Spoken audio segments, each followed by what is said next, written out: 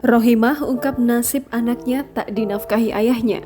Jadi ojek online untuk makan, ini respon Kiwil. Perpisahan Rohimah dengan komedian Kiwil rupanya membuat anak-anak mereka menderita.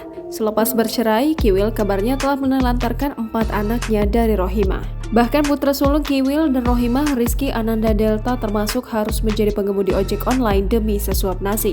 Kondisi mengejutkan itu diungkap Rohimah dalam tayangan status selebritis 31 Agustus kemarin. Rohimah awalnya tidak setuju putra sulungnya yang masih sekolah menjadi tukang ojek. Namun lantaran urusan perut tak lagi bisa diajak kompromi, Rohimah akhirnya dengan berat hati mengizinkan sang putra bekerja sebagai tukang ojek.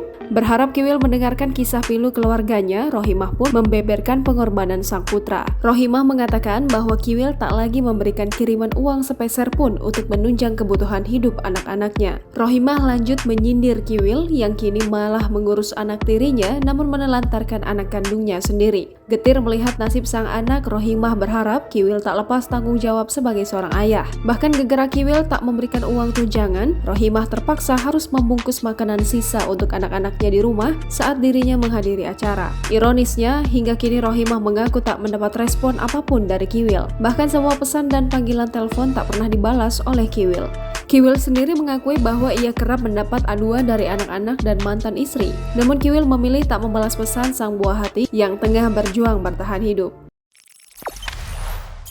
Jangan lupa subscribe, share, komen, dan like ya!